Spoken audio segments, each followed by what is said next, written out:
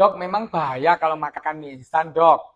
Lah, tergantung. Kalau makannya tiap hari, terus nggak pakai tambahan nutrisi yang lain, zat gizi yang lain, ya tentunya tidak baik. Tapi kalau hanya seminggu sekali, atau bahkan sebulan sekali, dua kali, ya tentunya aman-aman saja. Kan kita itu sekarang tinggal di tahun 2000-an, di mana industri pengolahan pangan memang meningkat dengan pesat.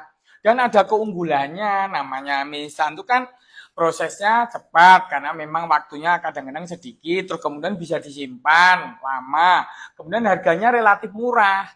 Nah, tetapi memang ada juga kekurangannya. Kita tidak tinggal lagi di tahun 80-an atau tahun 90-an di mana makanan instan itu masih langka. Nah, sekarang itu begitu banyak paparan makanan yang dikatakan makanan yang diproses, asal nggak terlalu sering tuh nggak apa-apa. Jadi kita tuh sekarang tinggal di mana banyak sekali paparan makanan. Ya, ada makanan yang diproses ringan. Nasi aja digoreng, nasi aja di tanak melalui pemanasan, melalui proses kimia, fisika maupun biologi. Walaupun kalau makanan yang diproses ringan itu melalui proses fisika saja biasanya dengan pemanasan saja. Nah, kalau sudah mulai proses kimia masuk itu namanya processing food. Nah, processing itu ada yang bahan kuliner olahan, itu ada misalnya minyak, kemudian gula, garam, kemudian mentega. Bukannya kita tiap hari makan itu. Terus kemudian bahan makanan olahan, entah dari roti, kue, kemudian ikan maupun daging yang diawetkan. Itu kan melalui proses pengawetan juga, walaupun tanpa dikemas dalam kemasan. Itu juga udah masuk dalam proses pengolahan makanan.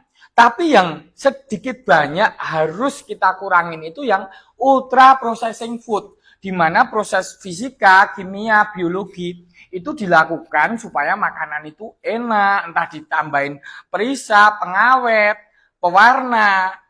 Nah, itu kalau bisa jangan terlalu sering. Ya, misalnya sekarang kalau tadi udah saya sebutkan keunggulan mie ya.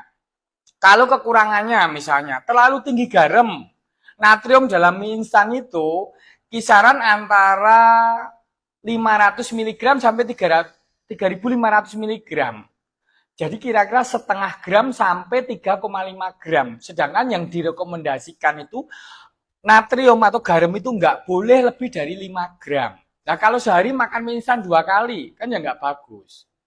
Nah, terus kemudian yang kedua, nutrisinya kurang karena proteinnya sangat rendah. Demikian juga seratnya sangat rendah.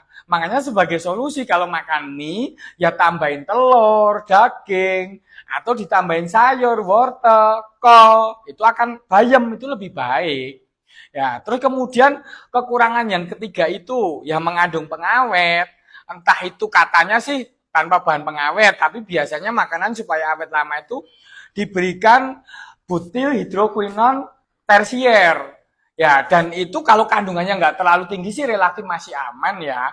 Jadi memang dari sekian penelitian, entah dari jurnal atau meta-analisa, memang ditemukan ketika jangka panjang kok terlalu banyak makan yang instan, entah itu nggak cuma mie instan doang ya, bisa itu misalnya produk olahan yang lain, misalnya biskuit, kue yang kaleng, makanan-makanan keripik yang ada dalam kemasan, kemudian nugget dan lain-lain dalam jangka panjang, memang akan mudah menimbulkan peradangan di dalam tubuh.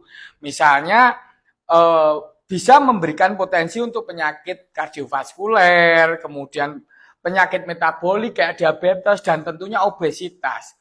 Bahkan anak-anak yang terlalu banyak makan ultra processing food dari kecil itu biasanya terjadi obesitas. Sedangkan obesitas pada saat kecil akan terjadi obesitas sampai dewasa umumnya.